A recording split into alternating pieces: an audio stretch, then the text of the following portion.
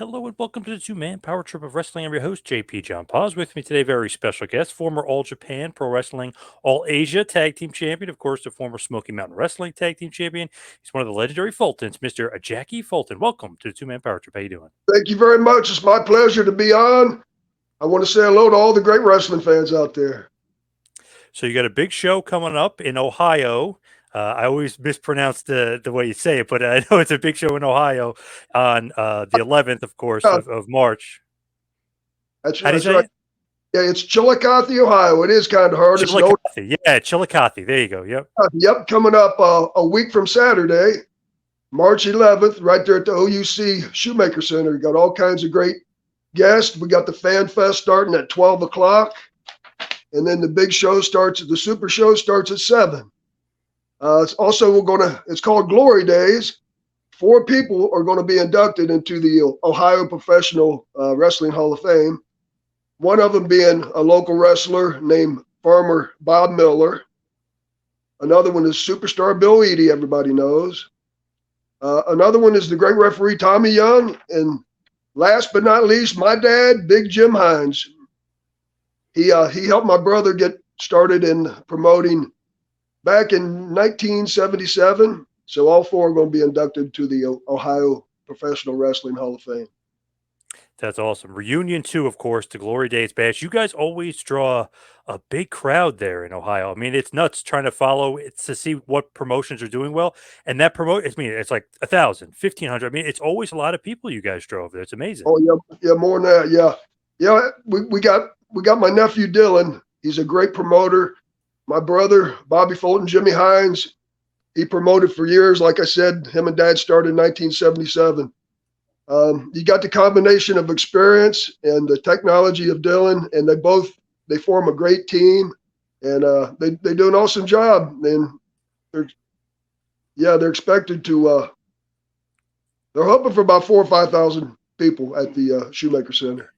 Wow, damn nice. Even better. You guys always draw well, so I could see it drawing a decent house for sure. You guys always do well over there. This one's looking better than the other ones, and the other ones have been awesome. When you look at this show and other shows and you being a part of it, did you always think like, oh, I got to be in the wrestling business? Dad's promoting, my brother's a famous wrestler. Did you always think I have to be in the business? I love the business, or no? Not always. I went to college. I got a teaching degree. It was in health and physical education, and there weren't hardly any teaching jobs. And when I didn't get one the first year, I missed competition. I played baseball and mainly football throughout my youth, and I played at a small college football. And I always loved to work out, and I loved competition, and I missed it. And my brother was doing well, and I called him up one day and said, "Do you think you can help get me in the wrestling business?" And he said, "I'll do everything for you I can." And even with having a brother already there, already established, you got to get in there and you got to learn, and you got to wrestle in front of sometimes 50 people. You got to run up and down the road, pay your dues. And I did that. And after a few years, I finally got the opportunity to go to Japan, and that worked out really great for me. Man, what a career. We'll get to Japan in a second. I was amazed how many years you were there. I knew a lot, but man, more than I even realized. When you initially started in the business, did your brother train you? Yeah, well, he was living in Dallas, and I was living in Wilmington, Ohio, where I went to college, which is an hour from Chillicothe. He was trying to start a school, and he came up for like 2 weeks and trained me. 2 weeks, Monday through Friday, I believe it was. So I had like 10 training sessions, and then he went back to Dallas, got busy, never really got the school off the ground. And I started wrestling for a couple Ohio promoters. One was Jim Lancaster, but I only wrestled like 5 matches in 2 years.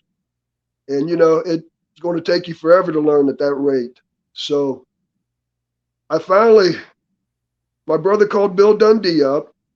Bill Dundee had taken a book over at Continental down in Montgomery, Alabama. And Bill said, "Send me a picture." I sent him a picture.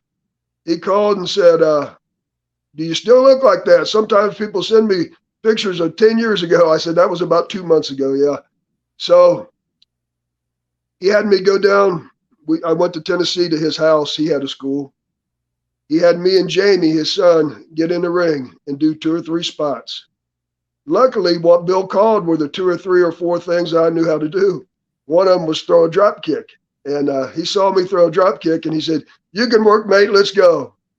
So the next day we went to Montgomery and did a TV taping. Then he saw how green I was.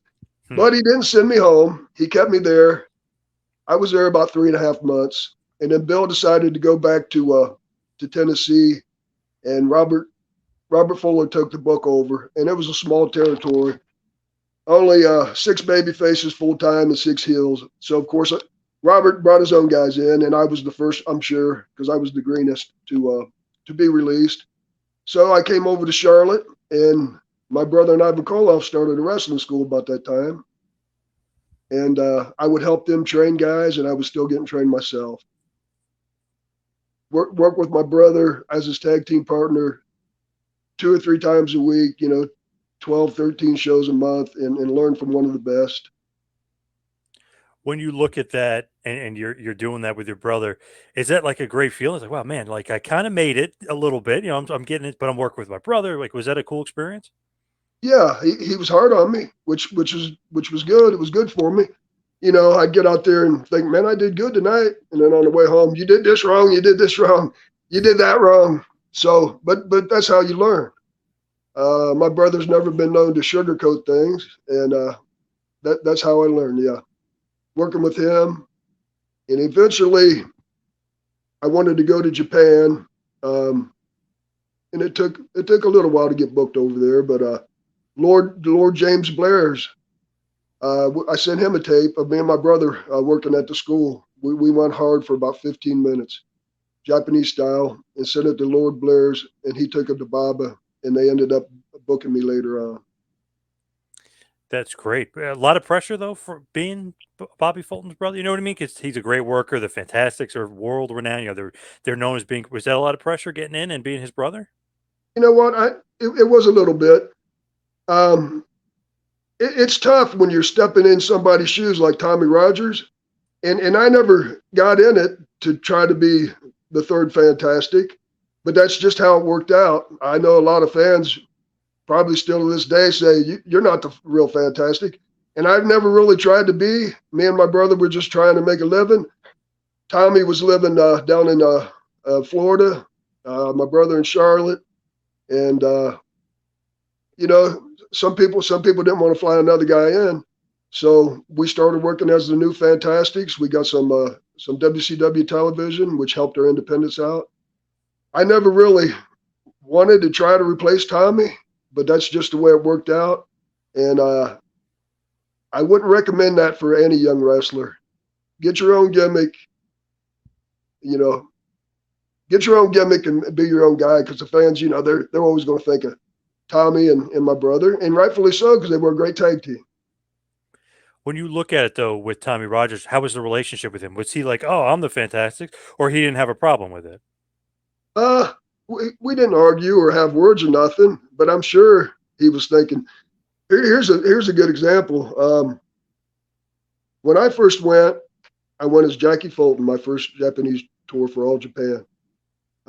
Tommy and my brother went as the Fantastics.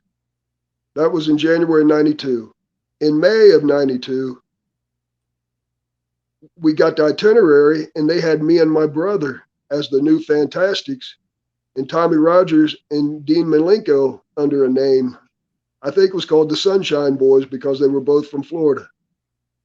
Tommy saw that and went right to the office and said, "Me and Bobby are the Fantastics." And so they put Tommy and my brother back together again. And it kind of left me, just by myself, which was fine. Sometimes we would do 6 men, and Dean Malenko didn't have a partner. It ended up being a blessing for me, because that same trip, Del Wilkes came over for the first time as the Patriot, and they were pushing him through the roof.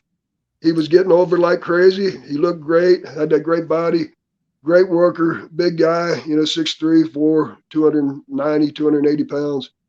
And rumor had it that they were going to try to find him a partner. By the end of that tour, they had the office had talked to me and asked me if I was interested. And of course I was interested.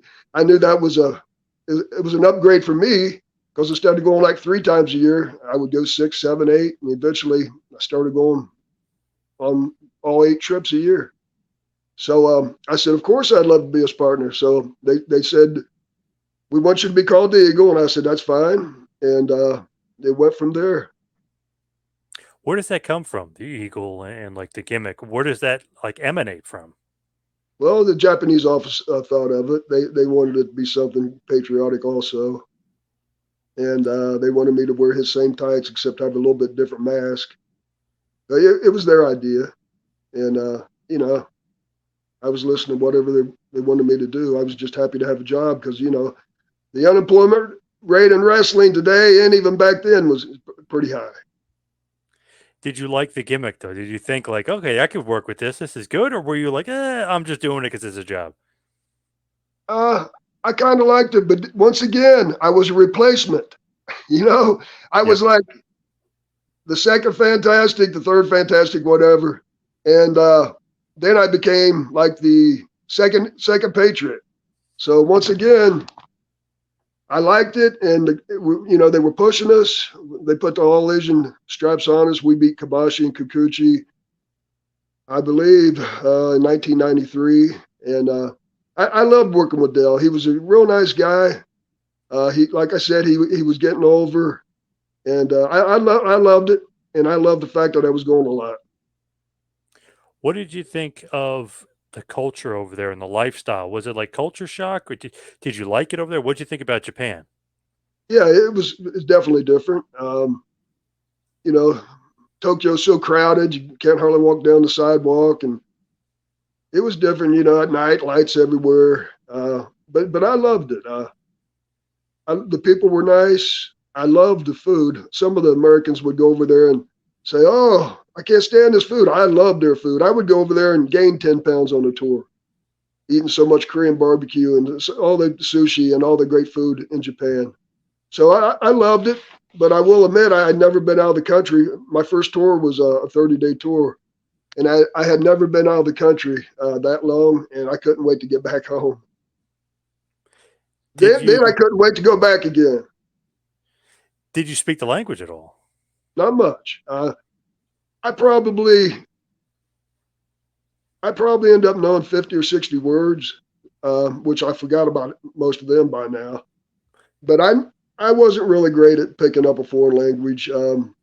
I knew some words. Like I said, it's been 15 years or so, even longer since I've been there. So I've forgotten most of it.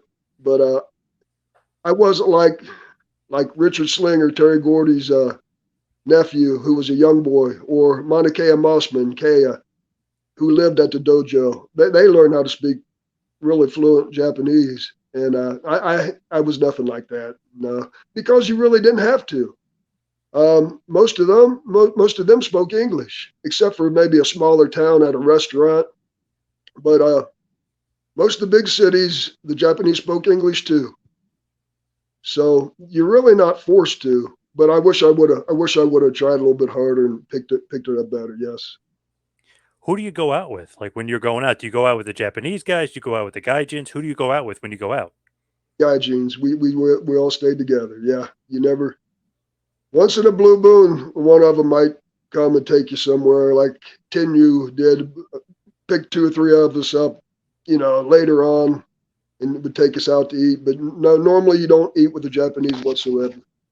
You eat with each other, you know, and we all had our little groups that you hung out with. But yeah, we ate together. The gaijins all ate together. Who was like your crew? Who was like in your gaijin crew that you go out with? It was Del Wilkes and Doug Furness. Us 3 kind of hung out together. Abdul the Butcher, I would go out with him sometimes. He had a lot of sponsors. A lot of guys taking him to real nice places. You know, you get to eat and drink for free. And he liked me for some reason. I'm glad. The Butcher always treated me great. I have nothing but good things to say about Abdul the Butcher. And he would take me along sometimes. And you get to eat all the steak you want without spending a dime, you know, or without spending a yen, I mean. And Butcher treated me good. But yeah, it was mainly, I was there a long time. Dell ended up going to WCW. Me and Doug would still eat together. He ended up leaving, going to WWE, him and Danny Crockett. I would eat with Ben Peacock, Kamala too. Me and him got along really good. When I went to Continental, Ben was there, and I would wrestle him a lot. First, second match. And Ben was kind of experienced compared to me. And Bill Dundee would get on me every night and say, "Your punches look like shit, Jake. You got to lay him in. He's got that big old belly. You're not going to hurt him." So I would hit him harder the next night. Same thing, 3 or 4 nights in a row. Finally, I was punching him about as hard as I could. And he actually ended up leaving. He just took the midnight train, didn't show up to any more shows. And I was just listening to my boss, thinking, "Oh, my punches look bad. I got to make them look better." But I ended up being good friends with Ben over there in Japan, and we would eat together. And I told him that story. He said, "Jackie, you were killing me with those punches." And I said, "Dundee said they look bad, so I was just laying them in, Ben." But I would eat with him a lot. And later on, Steve Armstrong came over. Me and him would eat. Just different guys on different tours. That's great though that you got to, catch up with him and tell him, because he probably hated you for years. You know what I mean? You get to catch up with him.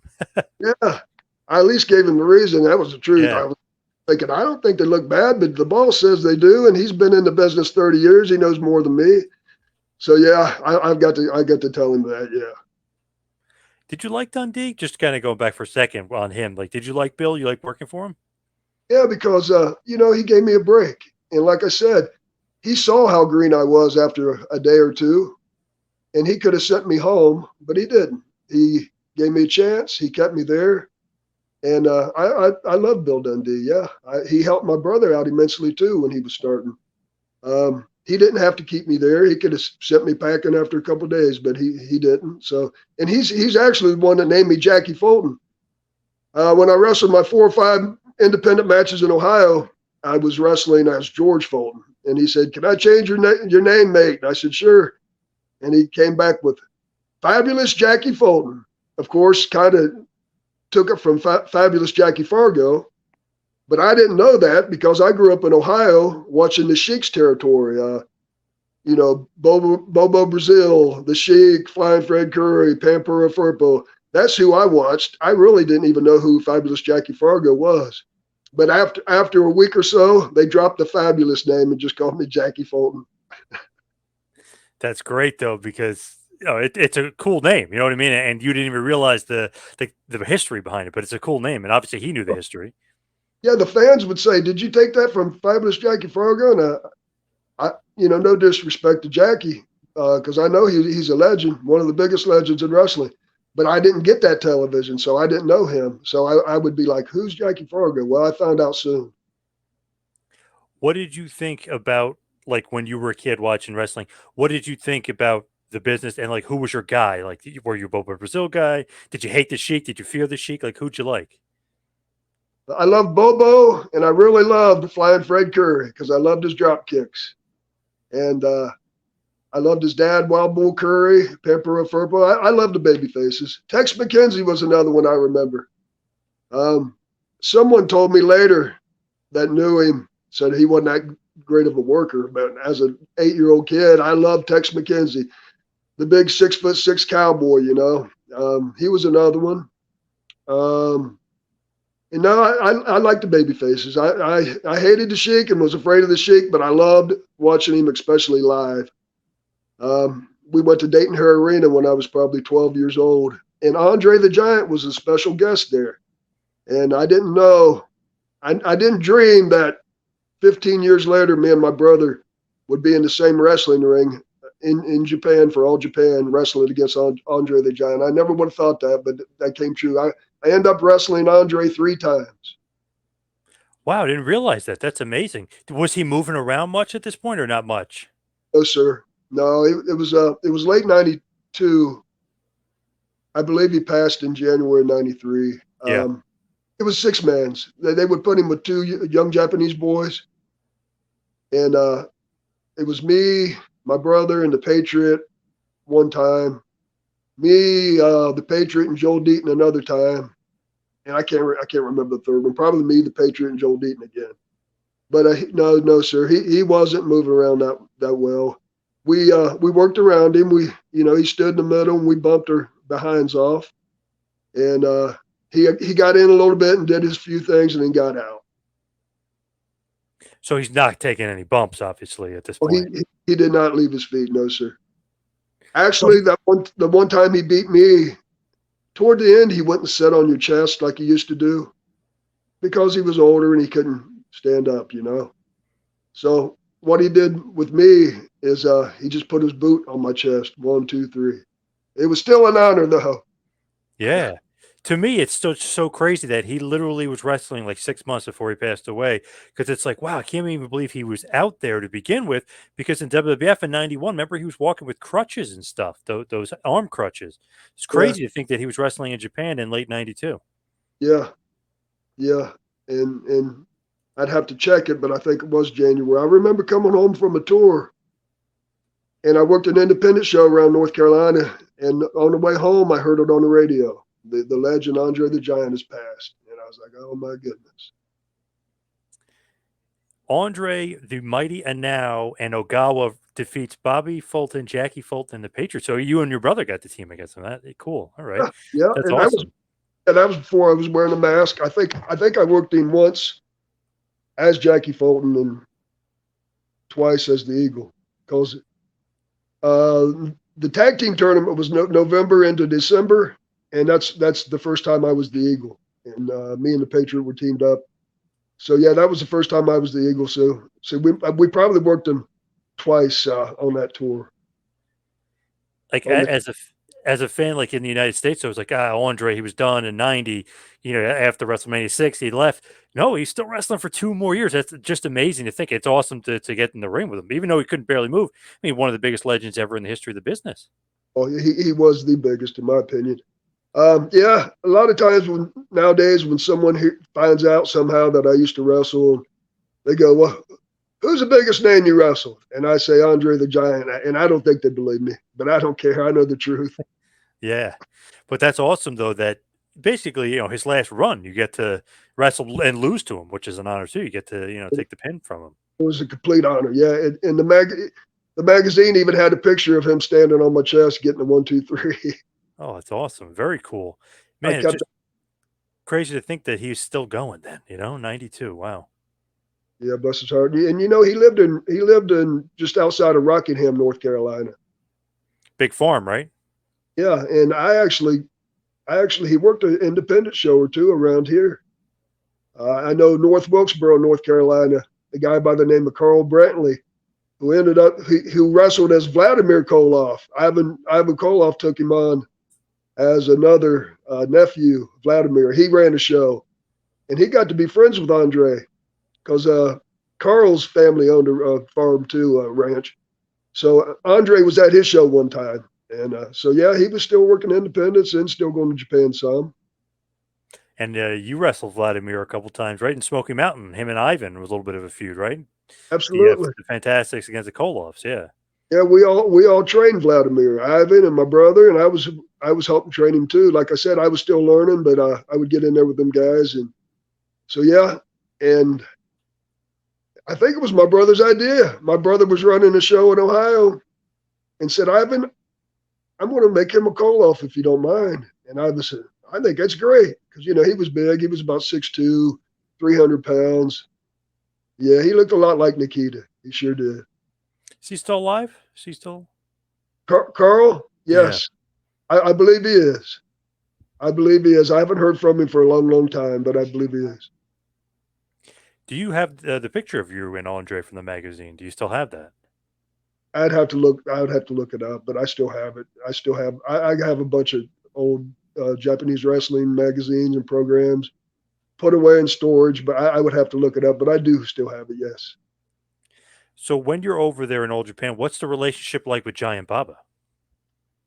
Uh, you don't really go around him too much. He kind of sits there in his big chair, and with his wife, Mrs. Baba, and you don't talk to him too much unless I don't know, unless there's I asked for a couple raises over there, so I would go and talk to him then, and that's about the only time you talk to him. How's the pay? How was he as far as pay? It was good. I was happy with it. You got to remember it was 1992, but I was real happy with the pay. It was better than running up and down the roads, putting 500 miles a night or 300 miles a night on your car, tearing your car up. You would go over there and get that cash at the end of the 3-week tour or 4-week tour. Or in February it was a 2-week tour. And it was good. I loved it. I was saving money. And like I said, not running around tearing your car up like a lot of the wrestlers did back in those days. Did you mind the flights though and flying back and forth? Because it's a 14-hour flight, right? Or 12-hour? I mean, it's a long flight back and forth. It's 5 hours from Charlotte to LA and then another 12 hours from LA. Oh, it's even longer. Damn. Okay. Yeah, because you're going against the jet stream. But on the way back, they would let me fly all the way. I would leave Tokyo and fly to Atlanta, and it would take 12 hours because you're going with the jet stream. I would leave like on a Sunday at 12 noon to come home and arrive in Atlanta Sunday at 12 noon. So, yeah, right. True. Yeah. Yeah. Major jet lag, both ways. Is that like, oh man, I got to take this flight? I mean, the flight home's not terrible, but oh man, I got to take this flight over there.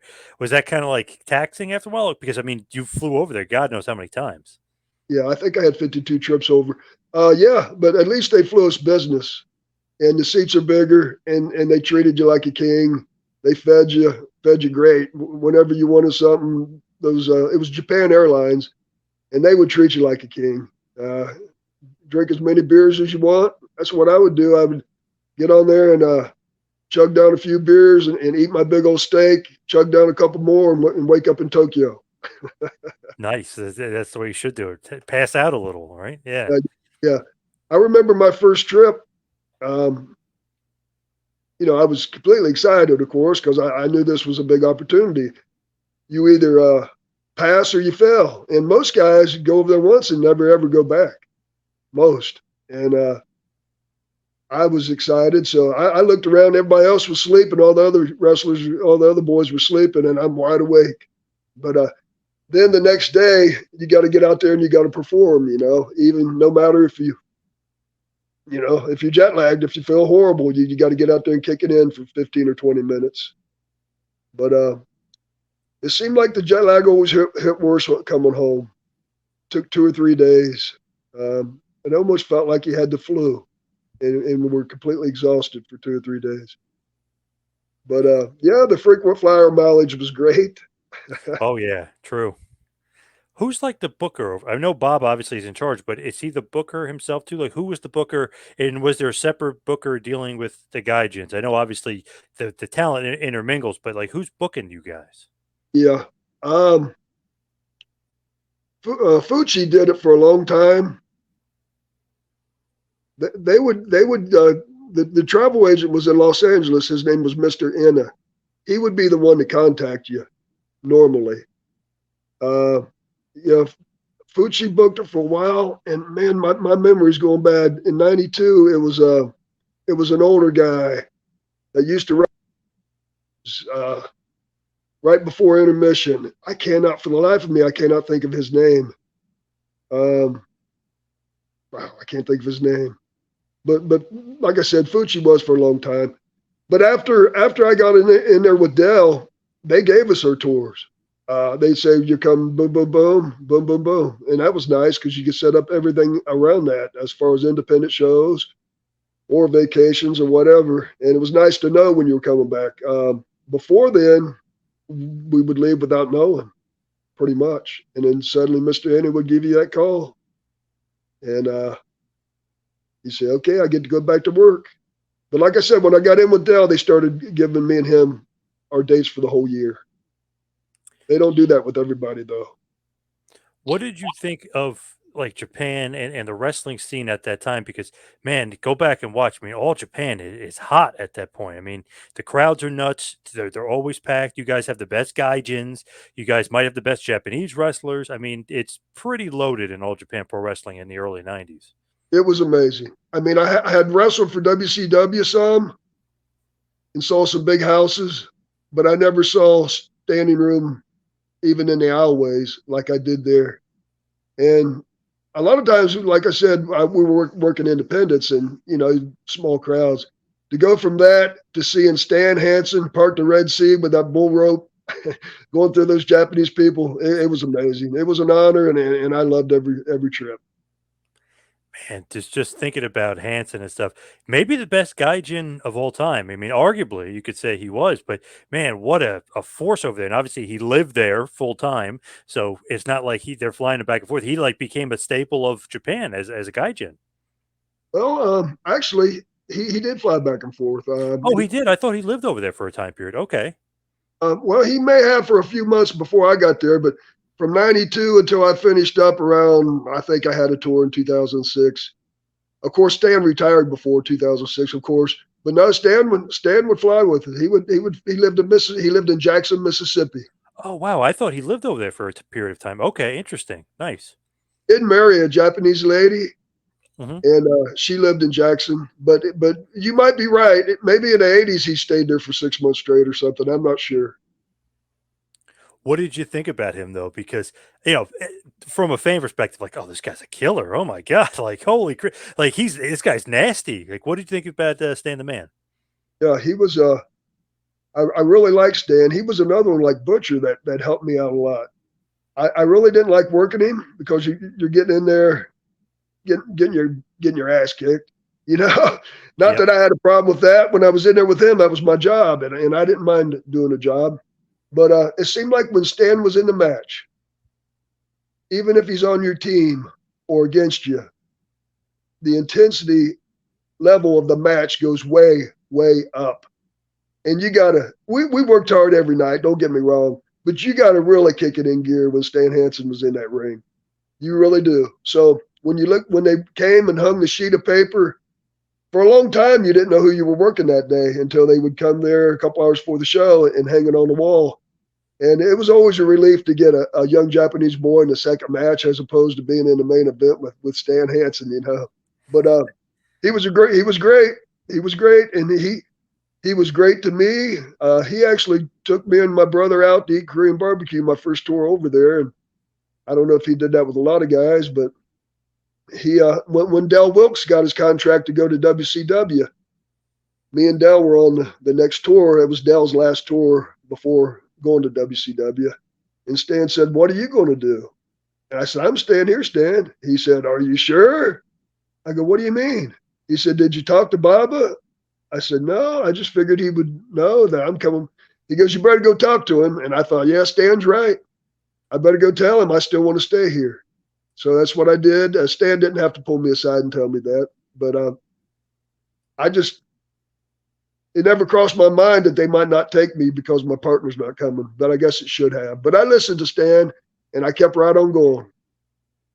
That's amazing though that you're thinking like, oh, I'm definitely back, and they're like, nope, and he's like, you better talk to him. So I mean, great heads up by him. Yeah, yeah. And he didn't have to do that. But yeah, I'm glad he did. And I kept on going over there. And they wanted me to get another partner. Came up with Steve Armstrong.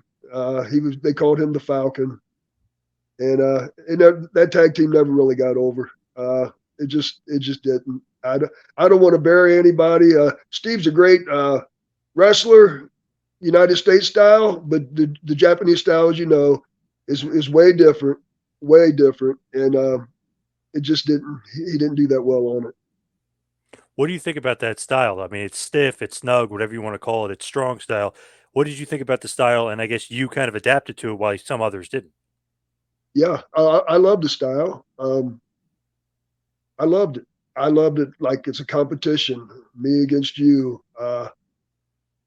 Some of the people in the United States, like I posted a match with me in Araya on Facebook about 3 or 4 years ago, And a couple of the people said, I can't believe how quiet the people were. Well, they were studying the match. The Japanese fans were so smart. They knew every hold. They would study the match. But as long as you had them going into that finish and you built it up more and more and more, that was the whole key. A lot of people I think that I went to high school with are probably used to going, the heel going out there and telling the old lady on the front row to shut up and sit down, or, Yeah. yell at the crowd. I think a lot of the people that saw that were like, wow, the people aren't even making any noise. But they did at the end, and we got them with a good finish. But yeah, I love the style. You asked me if I loved it, and I did adapt to it. And at first, I'd say I could work both American style pretty good and Japanese style. But some of the things that you do in Japan does not work here. That's for sure. Um, It just seems like some guys can adapt to that style and really, mend with that, and some guys it just doesn't get over for them over there. They don't get over. Absolutely, that's the truth. You do got to lay your stuff in. They're going to lay it in on you, and I would, believe me, I would lay it in, and I could take it. I never complained, never got mad, got knocked silly numerous times, but you shake it off and you go on and say, hey, this is the pro wrestling business, especially if you work for All Japan Pro Wrestling. But I love that style. I love it. It's like it had passion. Um, the people could. You can do this in the States too, and the States has passion. But you could look at people. You could make that face. You could get it. You could sell and look at them people and get them. I don't know. I just enjoyed that style, and it was kind of stressful though, because the finishes were so long, and I would be back there going over it in my head over and over and over and over. I could not remember a 12-minute finish now to save me. I'm getting ready to turn 60 in a couple of months. I would not be able to remember 2 or 3 high spots at the beginning and a 12-minute finish. But I tell you what, when you did get them people and it was a great match, there's no better feeling in the world. And the funny thing with Stan Hansen, I mean, he just fit that style, that mentality so well. But also, which he said when I interviewed him a few years ago, he said he didn't see very well, so he had to make sure that it wasn't whiffing. Well, I don't know if that's maybe a little bit of an excuse, but you want to make sure it wasn't whiffing on that lariat. He didn't see. You want to make sure he got you. Yep, that's for sure. Yeah, Stan, you're right. We all knew he couldn't hardly see. And he would lay that thing in. I don't blame him. That was his finish. He made a lot of us a lot of money, drawing him and Dr. Death, Steve Williams, and Terry Gordy, and Danny Spivey, and Johnny Ace, and Crawford and Furnace. And it was a great crew. You're right. Probably the best Gaijin crew. I've heard that. My buddy Massa, I'm sure you've heard of him, probably the biggest Japanese fan Yep. in Japan. He he always said All Japan in the early 90s, mid 90s was the best wrestling and the best Gaijins. We had a great crew. What did you think about Johnny Ace? Because everybody has, their own story about him. Did you get along with Ace? Did you like Ace? Yeah, I he's kind of cutthroat, to be honest with you. I got in there pretty good, and even after Dell left, I was in pretty good. Even though when I brought the Falcon over, it didn't get over. Anyways, I was in pretty good with Baba. I mean, I didn't try to be. There were a couple times before the shows when everybody's stretching in the ring or just sitting around or lifting weights. Baba would sit down next to me and say, I want you to change your collars. That's one time he sat down and talked to me. I don't want you to be red, white, and blue anymore. I want you to come up with your own colors. So, anyways, Ace saw him talking to me, I'm sure, and everybody else did too. And so I kind of quit putting up with Johnny's stuff a little bit, and like I'd smart back to him if he'd say something.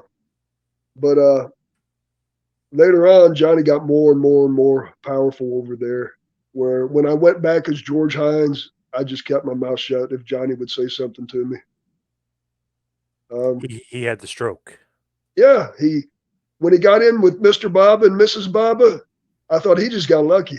Then he gets in with WCW. I'm like, wow, that might not be luck.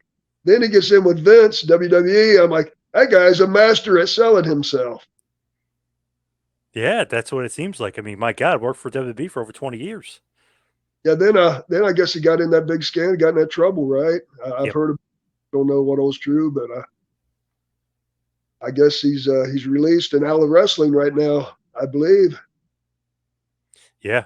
I heard he showed up at AEW when they were in his hometown. So I don't know if they'll hire him, but watch out. You know what I mean? Watch out over there, guys. Yeah. My nephew Dylan just told me that. He's here with me today, and he just told me that.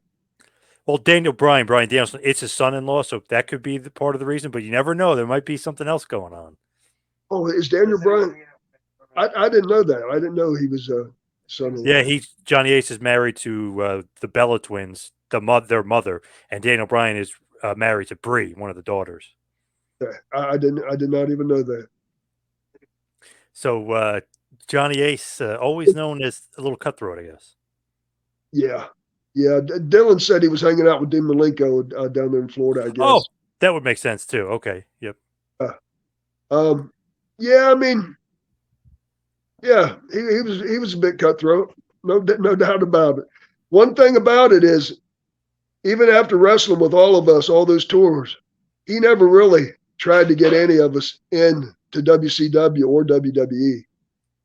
Why I not?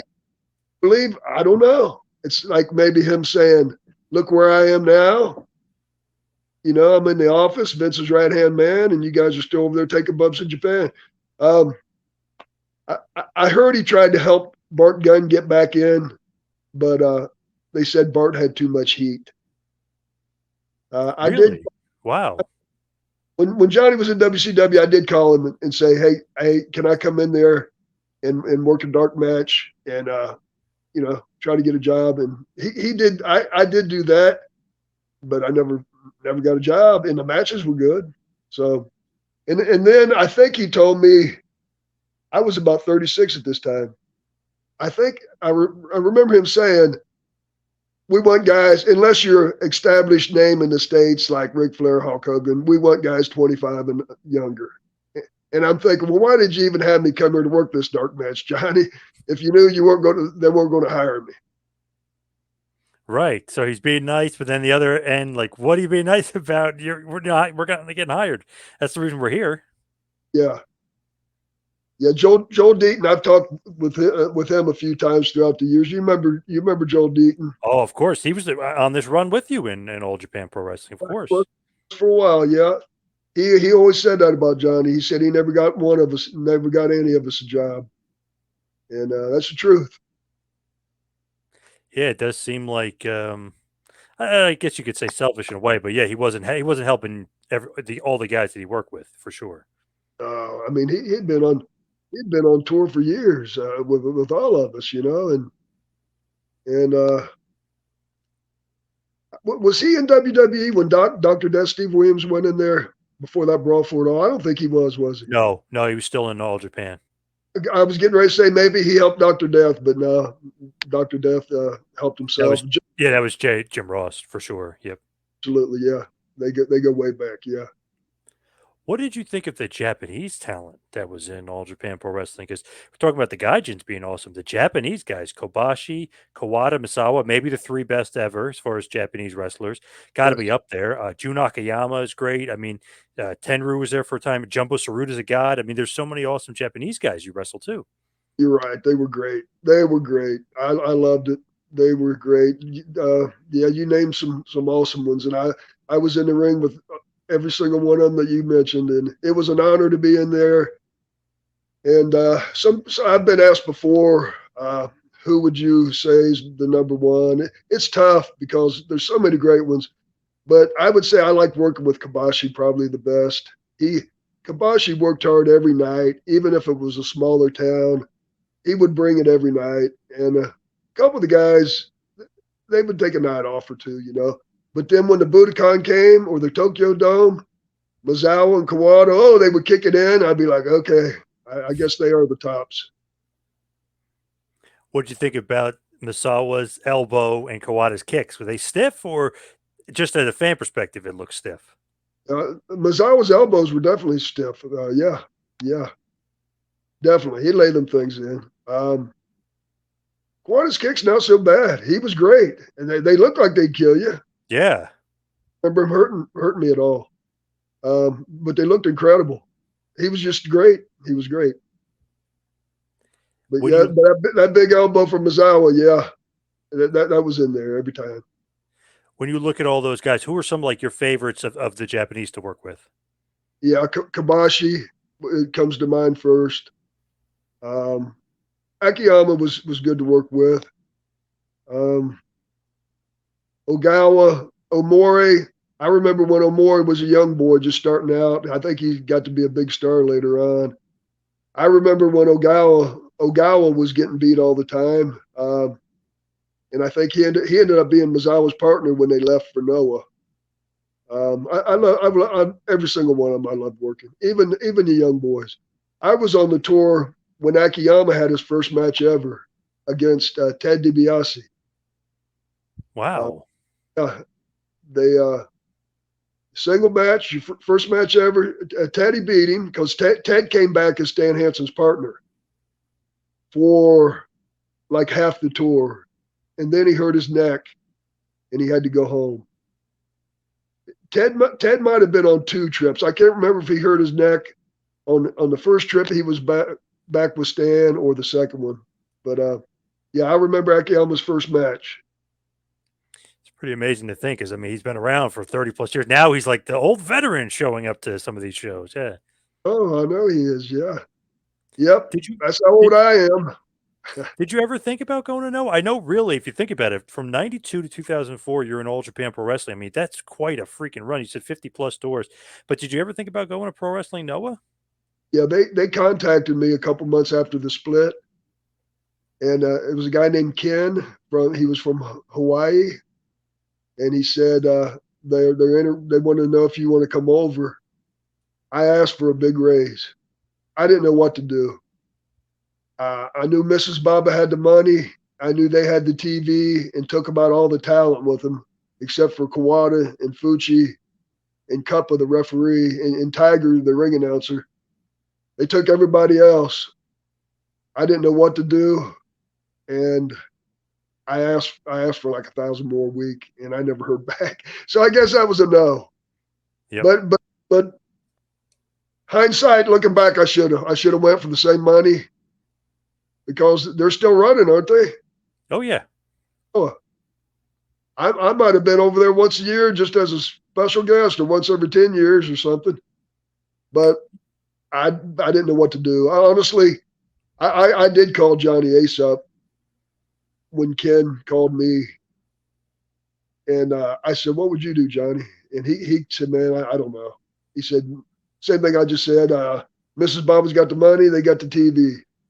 I really don't know." So I said, "I'll say yes, but ask for a raise," and they weren't going to do that.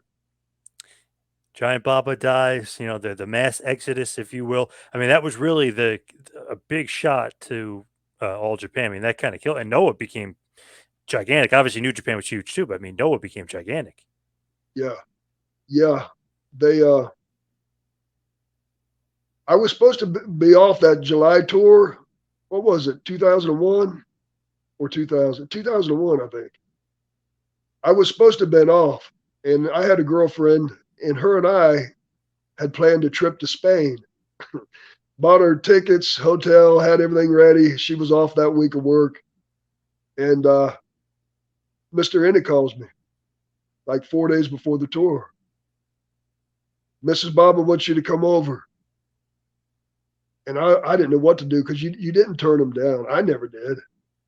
But I said, "Mr. Indy," I said it as nice as I could. I told him the truth. I said, "I got a girlfriend, and we got a trip planned to Spain, and we've already paid for everything." And I said, "Tell Mrs. Baba I'm so sorry, but I didn't know. I would not have planned this trip." And I said, "If it was just a trip by myself, I would just cancel it." I said, "But there's someone else involved." And I said, "Please tell her I'm sorry." And he did. And he called me back and said she wants to know if you could come over for the first show at Corcoran Hall, which I could because I wasn't leaving until a few days later. They flew me over there for that one show at Corcoran Hall, July of, yeah, was it 2001 or 2002? They split. I don't remember, but Like 2000, I think. might have been 2000. Yes, it was. Yes, it was. Anyways, she said you can just work this one show and I'll fly you back home. I go okay, and I was in there like a 6-man or maybe a tag match, and Kawada was going to beat me with one of his kicks, and the people were starting to get into me as an underneath babyface underdog. They were starting to get into me, you know. Because when I came back as George Hines, I had already wrestled 25 Japanese tours or so. So I went back with a bald head and a big old ugly beard. And the people were like, who's this George Hines guy?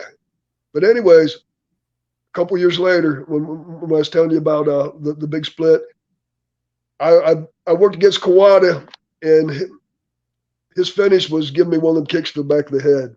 I don't even think Kawada knew that I was leaving. I was only there for one show. I sold that.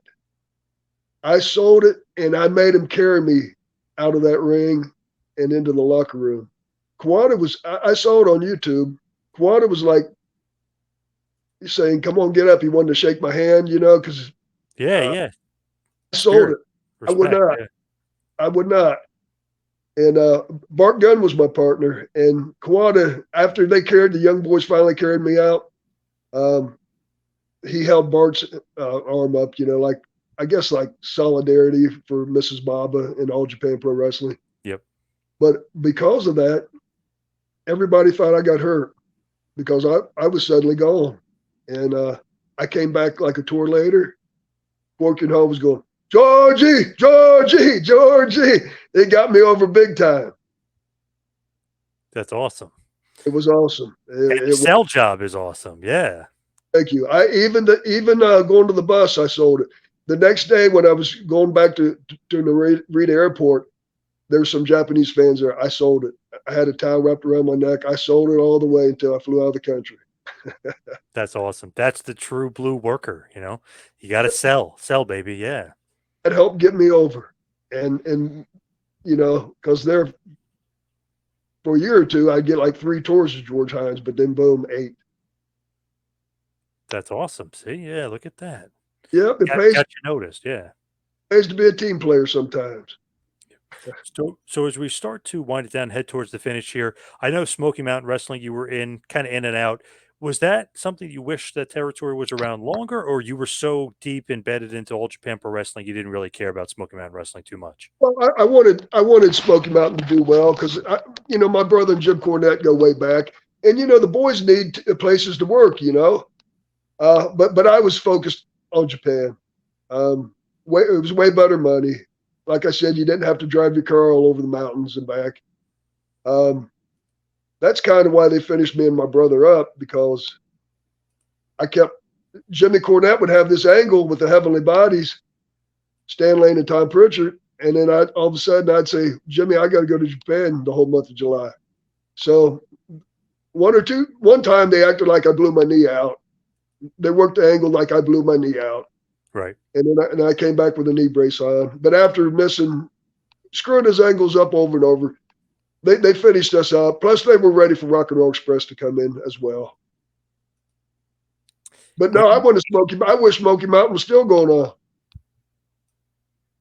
Oh, of course, yeah. When you look back, though, is All Japan, that's just better money, better prestige. Like you were kind of built for Japan, so to speak, rather than the States. Yeah, I think so. Yeah. Yeah. I mean, I could kick it in and be a heel, believe me. Me and my brother are great. I don't know if anybody out there's ever saw me and my brother Bobby Fulton wrestle heel, but we're great heels. But I just love that Japanese style. It reminded me of you know, true competition, you know. I mean, Wrestling in the States is too, because believe me, there's all kinds of competition in the wrestling business. But I just love that style. I don't know. I love laying it in. I think sometimes at Smoky Mountain, a couple guys got mad at me because I was laying it in a little bit too much. But I didn't mind if they did it back. But yeah, I loved it. And I spin kick. When I would spin kick somebody, I would lay it in. I didn't try to kill him. I didn't try to hit him in the nose. I tried to hit him in the chest. But sometimes you don't know where it lands. My drop kicks, and I started doing this jumping bicycle kick when I went back as George Hines. And I would lay him in.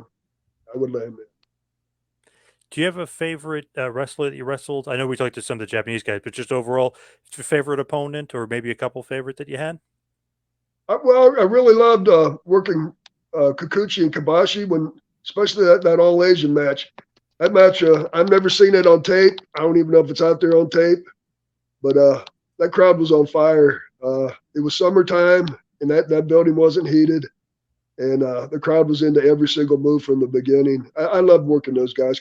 Kikuchi could sell like crazy. Kibashi had that fire, could make them great comebacks, and I loved working them all, but those two stand out the most.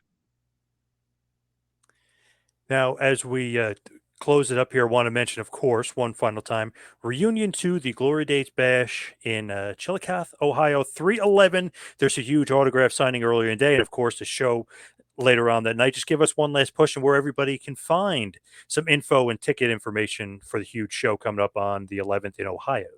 Dylan. Facebook World Classic.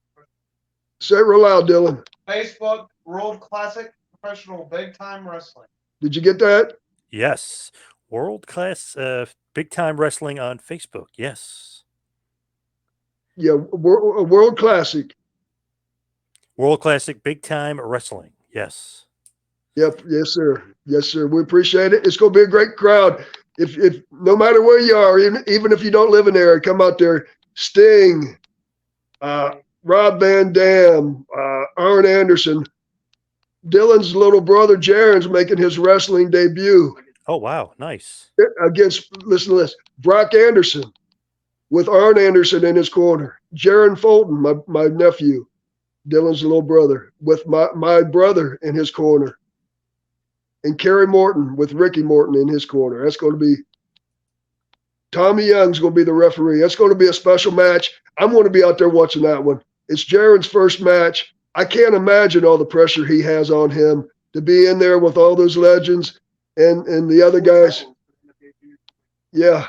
4 titles? Yeah, for the NWA, 4 titles. For the NWA Junior Heavyweight For the NWA Junior Heavyweight Championship.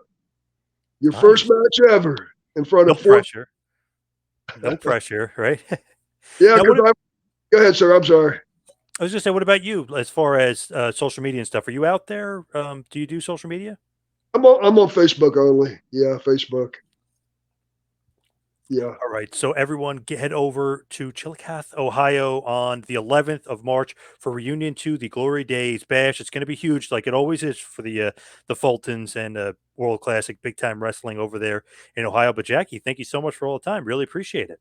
I really appreciate this. It's an honor to be on your show and to talk to all the great wrestling fans out there. And we'll see you on down the road.